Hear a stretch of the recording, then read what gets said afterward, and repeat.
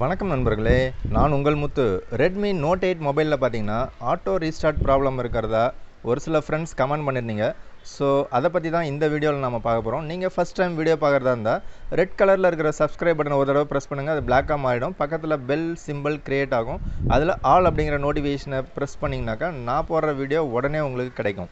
So இந்த Redmi Note 8 மொபைலில் பார்த்தீங்கன்னாக்கா MIUI 12 அப்டேட்டுக்கு அப்புறம் இந்த ப்ராப்ளம் இருக்கா, இல்லை அதுக்கு முன்னாடியே இருந்துச்சா, இல்லை ஒரு சில ஆப்பால் அந்த ப்ராப்ளம் இருக்கா, auto restart problem, and also Poco mobiles இல்லை ஆல் ஷாமி மொபைல்ஸில் இருக்கா.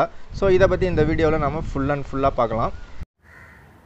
Redmi Note 8 இந்த மொபைல் பார்த்திங்கன்னா நானே என்னுடைய ஃப்ரெண்ட்ஸில் ஒரு 3 பேருக்கு ரெக்கமெண்ட் பண்ணி வாங்கி கொடுத்துருக்கேன். ஸோ இந்த மொபைலில் அப் டு டேட்டாக அப்டேட் பண்ணக்கூடிய ஃப்ரெண்ட்ஸ் பார்த்திங்கனாக்கா மேக்ஸிமம் கம்மி தான். இருந்தாலும் ஒரு சில பேர் வந்து அப்டேட்டோட தான் இருக்காங்க. ஸோ அதில் எனக்கு தெரிஞ்ச வரைக்கும் யாருக்கும் எந்த இஷ்யூமே கிடையாது, எந்த ப்ராப்ளமும் இல்லை.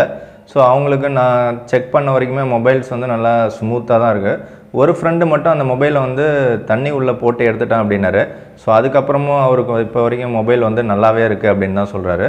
ஸோ மேக்ஸிமம் பார்த்திங்கனாக்கா இது ஷாமி கம்பெனியே பார்த்திங்கன்னா இப்போ ரெட்மி இல்லாமல் போக்கோலையும் இந்த ப்ராப்ளம் இருக்குது, இல்லை ரெட்மிலையும் இருக்குது, ரெண்டுலேயுமே இருக்குது அப்படின்ற மாதிரி நிறையா வியூவர்ஸ் இல்லை மொபைல் வாங்கின கஸ்டமர்ஸ் வந்து கம்ப்ளைண்ட் பண்ணதாக வந்து அவங்களே நெக்ஸ்ட் அப்டேட்டில் நாங்கள் ஃபிக்ஸ் பண்ணுறதா சொல்லியிருக்காங்க. ஸோ MIUI 12 அப்டேட்டுக்கு அப்புறம் தான் இந்த ப்ராப்ளம் இருக்கிறதா நிறைய பேர் வந்து கமெண்ட் பண்ணியிருந்தாங்க. ஸோ எனக்கு வந்து அதிகமாக கமெண்ட் பண்ணல, எனக்கு ஒருத்தர் மட்டும் தான் கமெண்ட் பண்ணியிருந்தார். ஸோ இது வந்து மேக்ஸிமம் வந்து அப்டேட் அப்படின்னாலே ஆட்டோமேட்டிக்காக ஏதாவது ஒரு சில ப்ராப்ளம்ஸ் இருக்கும். பட்டு ஒரு சில இம்ப்ரூவ்மெண்ட்ஸ் இருக்கும், ஒரு சிலது மட்டும் பக்ஸாக க்ரியேட் ஆகலாம். ஸோ அது வந்து ஒரு சில நல்ல விஷயம் இருக்கும், கெட்ட விஷயமும் இருக்கும். பட் அப்டேட் நல்லதாக கெட்டதான்னு கேட்டிங்கன்னா அப்டேட் வந்து நல்ல விஷயம் தான் நான் சொல்லுவேன். அதனால் அப் டு டேட்டாக இருக்கணும், உங்களுடைய மொபைலும் அப்டேட்டாக வச்சிங்க. ஸோ இந்த ஆட்டோமேட்டிக்காக ரீபூட் ஆகக்கூடிய ப்ராப்ளம் என்னென்னு பார்த்தீங்கன்னா ஒரு ஏர்டெல் ஆப்பு அப்படி இல்லாட்டி ஏர்டெல் தேங்க்ஸ் ஆப்பு அப்படின்னு சொல்கிறாங்க. ஸோ அதுவும் வந்து உண்மையாக இருக்கலாம், இல்லை இல்லாமலும் இருக்கலாம். பட் அது வந்து பார்த்திங்கனாக்கா அந்த ஆப்பில் தான் ஏதோ ப்ராப்ளம் இருக்குது. ஸோ அதனால் வந்து இந்த MIUI 12 வந்து அதுக்கு சப்போர்ட் ஆகலை, அதனால் நெக்ஸ்ட் அப்டேட்டில் ஃபிக்ஸ் பண்ணுறோன்றாங்க. ஸோ இது வந்து எந்த அளவுக்கு உண்மையான நம்பகத்தன்மையான விஷயம் அப்படின்னு எனக்கு தெரியல. ஜென்ரலாக பார்த்திங்கன்னா ஒரு அப்டேட்டில் வரக்கூடிய ப்ராப்ளம் வந்து மேக்ஸிமம் வந்து உங்களுக்கு பேட்ரி ட்ரைனிங் இஷ்யூ இருக்கலாம், அது பார்த்திங்கன்னா ஆப்டிமைசேஷன் ப்ராப்ளமாக இருக்கலாம். அதே மாதிரி நிறையா ஆப்ஸ் வந்து ஒர்க் ஆகாமல் இருக்கலாம், இல்லை சப்போர்ட் பண்ணாமல் இருக்கலாம். அதுவும் பார்த்திங்கனாக்கா அந்த MIUI அப்படிங்கிற ஸ்கின்னும் அந்த ப்ளே ஸ்டோரில் டவுன்லோட் பண்ணக்கூடியதும் பார்த்திங்கனாக்கா கோயின்சைட் ஆகாது. ஸோ அதனால் அந்த ஆப்பும் நம்ம வந்து அப்டேட் பண்ணுற மாதிரி இருக்கும். அப்படி இல்லாட்டி நமக்கு கொடுத்த அந்த ஆண்ட்ராய்டு வெர்ஷனோடு இருக்கக்கூடிய அந்த MIUIயோ இல்லை வேறு ஏதோ ஒரு ஸ்கின் அவங்களுடைய ஓன் யூஐயோ அது வந்து சப்போர்ட் பண்ணாமல் இருக்கக்கூடிய பட்சத்தில் அவங்க வந்து நெக்ஸ்ட் ஒரு அப்டேட்டில் அதை ஃபிக்ஸ் பண்ணக்கூடிய சான்சஸ் இருக்குது. ஸோ இது வந்து ஜென்ரலாக எல்லாருக்குமே தெரிஞ்ச விஷயந்தான். ஆப்டிமைசேஷனில் மேக்ஸிமம் ப்ராப்ளம்ஸ் இருக்கும். ஸோ அதனால் அப்டேட் பண்ணுறதுக்கு ஒரு சில டிப்ஸ் வந்து நான் சொல்கிறேன். ஃபஸ்ட்டு பார்த்திங்கன்னா உங்களுடைய சிம் ட்ரே அதை கைட்டி அதில் இருக்கக்கூடிய சிம் கார்டு அந்த மெமரி கார்டு ரெண்டுமே ரிமூவ் பண்ணிவிடுங்க. ஸோ அப்போ எம்டியாக வச்சுட்டு வேறு ஒரு மொபைல்லேருந்து ஹாட்ஸ்பாட் மூலயமா வைஃபை கனெக்ஷன் மூலயமா உங்களுடைய அப்டேட்டை நீங்கள் கண்டினியூ பண்ணலாம். ஸோ அதுக்கு முன்னாடி உங்களுடைய மொபைலில் பார்த்திங்கனாக்கா ஃபுல் அண்ட் ஃபுல் வந்து சார்ஜ் வந்து கொஞ்சம் ஃபில் பண்ணி வச்சிங்க. ஏன்னா சார்ஜ் வந்து கம்மியாக இருக்கும்போது நீங்கள் வந்து அப்டேட் கொடுத்தீங்க அப்படின்னாக்கா அதுவும் சம் இஷ்யூஸ் வந்து ஃபிக்ஸ் ஆகிறதுக்கான ப்ராப்ளம் ஜென்ரேட் ஆகிறதுக்கான சான்சஸ் நிறையாவே இருக்குது. நெக்ஸ்ட்டு பார்த்திங்கன்னா உங்களுடைய மொபைலில் ஏகப்பட்ட ஆப்ஸ் நீங்கள் வந்து இன்ஸ்டால் பண்ணியிருக்கலாம். ஏகப்பட்ட கேம்ஸு, பேக்ரவுண்ட் ஆப்ஸு, ஆட்டோமேட்டிக்காக இந்த ஸ்க்ரீனில் ஹோம் ஸ்க்ரீன் ஆப்பு, டச் ஸ்க்ரீனில் என்னென்னவோ அனிமேஷன்ஸ்லாம் நிறையா இருக்குது. ஸோ ஒரு ஆப்பும் பேக்ரவுண்டில் ரன் ஆகிட்டே இருக்கும். ஸோ அப்போ பேக்ரவுண்ட் ஆப்புன்னு பார்த்தீங்கன்னாக்கா ஒன்று வந்து ரன் ஆகிட்டே இருக்கும். ஸோ அந்த பேக்ரவுண்ட் எல்லாத்தையும் கிளியர் பண்ணுங்கள். அப்படி இல்லாட்டி பெஸ்ட் என்னென்னு பார்த்தீங்கன்னா ஓரளவு சுவிட்ச் ஆஃப் பண்ணிவிட்டு திரும்ப ஆன் பண்ணிவிட்டு அதுக்கப்புறமா உங்களுடைய அப்டேட்டை நீங்கள் கண்டினியூ பண்ணலாம். நெக்ஸ்ட்டு நம்ம வந்து பெரும்பாலும் ஆண்ட்ராய்டு மொபைல்ஸ் தான் அதிகமாக யூஸ் பண்ணுறோம். ஐஃபோனில் பார்த்திங்கனாக்கா உங்களுடைய அப்டேட்டை ஒரு பாதி அதாவது 50% இன்றைக்கி டவுன்லோட் பண்ணிவிட்டு ரிமைனிங்கை வந்து நெக்ஸ்ட் டேவோ அதுக்கு அடுத்த நாளோ உங்களுக்கு என்றைக்கு தோணுதோ அன்றைக்கி நீங்கள் அப்டேட் கொடுத்து அதை மொத்தமாக நீங்கள் வந்து இன்ஸ்டால் பண்ணிக்கலாம். பட் ஆண்ட்ராய்டை பொறுத்த வரைக்கும் எப்படின்னு பார்த்தீங்கன்னாக்கா ஒன்ஸ் நீங்கள் டவுன்லோடுன்னு கொடுத்துட்டிங்கனாக்கா நடுவில் அதை ஸ்கிப் பண்ணிட்டீங்க, இல்லை கட் பண்ணிவிட்டு வெளியில் வந்துட்டீங்க, இல்லை நெட்டை கட் பண்ணிட்டீங்க அப்படின்னும் போது ஆட்டோமேட்டிக்காக நீங்கள் திரும்ப ஆன் பண்ணி செக் பண்ணி பார்த்தீங்கன்னா ஃபஸ்ட்லேருந்து 0லேருந்து தான் ஸ்டார்ட் ஆகும். நீங்கள் எங்கே விட்டிங்களோ ஒரு 80-90% வரைக்கும் நீங்கள் கம்ப்ளீட் ஆனதுக்கப்புறம் திரும்பவும் நீங்கள் செக் பண்ணி பார்த்தீங்கன்னா 0லேருந்து தான் ஸ்டார்ட் ஆகும். 0, 1, 2, 3%லேருந்து ஸ்டார்ட் ஆகி திரும்ப 100% வரும். ஸோ அதனால் உங்களுடைய ஆண்ட்ராய்டு மொபைலுக்கு எவ்வளோ அப்டேட் வந்திருக்கு, ஸோ அந்த அப்டேட்டுக்கான கெப்பாசிட்டி எத்தனை ஜிபி இல்லை எத்தனை எம்பின்னு செக் பண்ணி பாருங்கள். அந்த அளவுக்கு உங்கள்கிட்ட நெட்டு டேட்டா பேக் இருக்கான்னு ஃபஸ்ட்டு செக் பண்ணுங்கள். அப்படி இல்லைன்னா டேட்டா பேக் இருக்கிறது மாதிரி நீங்கள் கொஞ்சம் போட்டுங்க. அப்படி இல்லாட்டி வைஃபை கனெக்டிவிட்டியில் நீங்கள் பண்ணுங்கள். அது வந்து பெஸ்ட்டான ஆப்ஷனாக இருக்கும். இன்னொரு முக்கியமான விஷயம் என்னென்னு பார்த்தீங்கன்னாக்கா உங்களுடைய டவர். உங்களுடைய சிம் நீங்கள் ஜியோ யூஸ் பண்ணலாம், ஏர்டெல் யூஸ் பண்ணலாம், வோடோஃபோன் எது வேணாலும் நீங்கள் யூஸ் பண்ணலாம். உங்களுடைய டவர் வந்து ஃபுல் டவர் காமிக்குதா அப்படின்னு செக் பண்ணுங்கள். அண்ட் ஆல்சோ உங்களுடைய நெட்வொர்க் ஸ்பீடு இல்லை நெட்வொர்க் எவ்வளோ ஸ்பீடாக இருக்குன்னு ட்ராய்னு ஒரு ஆப் ஒன்று இருக்குது. அதை டவுன்லோட் பண்ணி network download speed upload speed அதில் காமிக்கும். ஸோ அப்போ உங்களுடைய ஸ்பீடு எந்த இடத்துல இன்க்ரீஸ் ஆகுதோ அந்த இடத்துல வச்சுட்டு நீங்கள் வந்து அப்டேட் கொடுத்தீங்கனாக்கா உங்கள் மொபைலுக்கு ரொம்பவே நல்லது.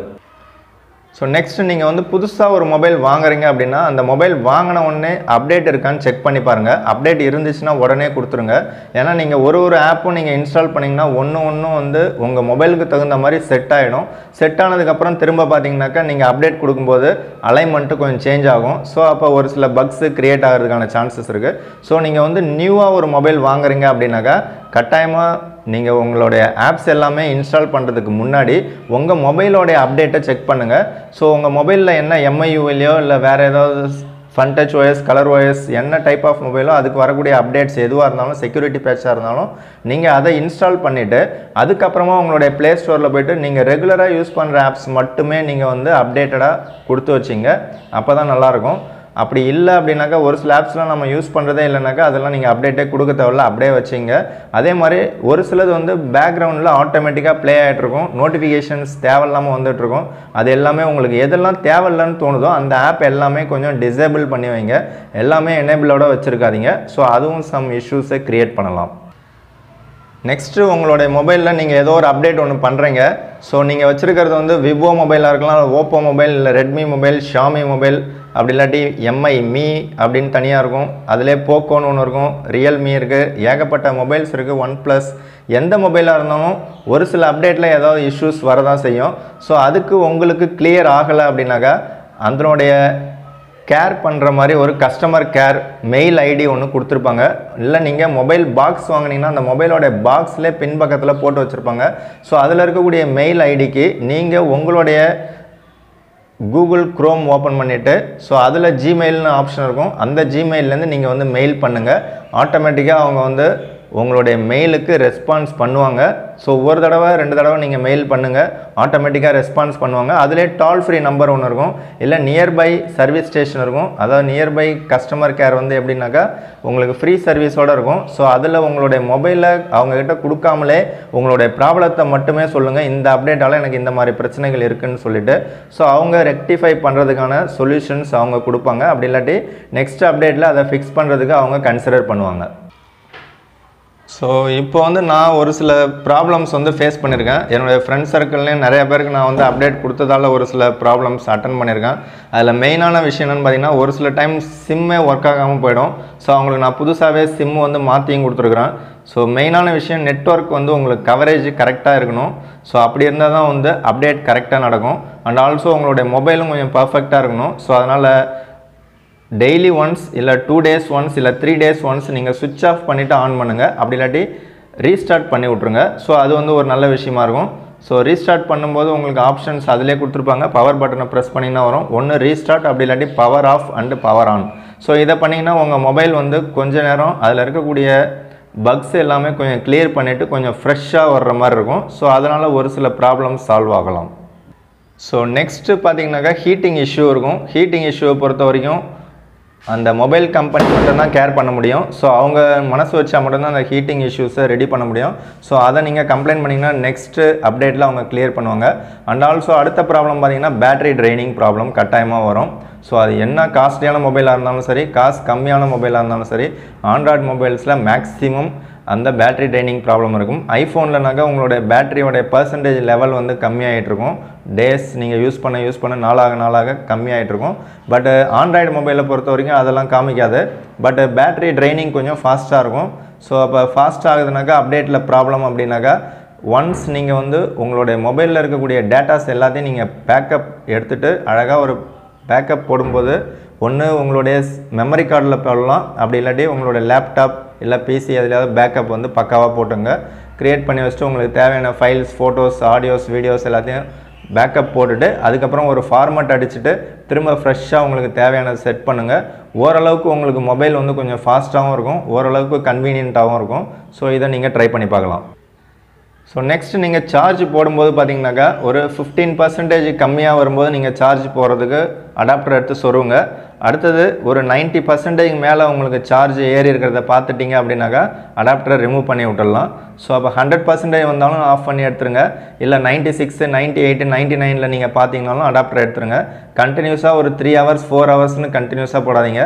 இப்போ வரக்கூடிய எல்லா மொபைலுமே ஒரு 1.5 hours இல்லை 1.25 மணி நேரம், அதிகபட்சம் 2 மணி நேரத்துலேயே வந்து உங்களுக்கு ஃபுல் சார்ஜ் ஆகக்கூடிய சான்சஸ் தான் இருக்குது. அரை மணி நேரத்தில் சார்ஜ் ஏறதெல்லாம் கூட இருக்குது.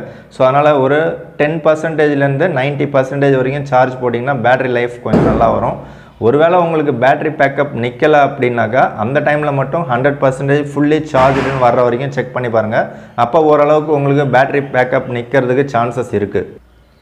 ஸோ மொத்தத்தில் நம்ம மொபைலுக்கு கொடுக்க வேண்டிய அப்டேட்னா என்னென்னு பார்த்தீங்கன்னா, நம்ம வீட்டுக்கு அடிக்கிற பெயிண்ட் மாதிரி கூட நம்ம வச்சுக்கலாம்.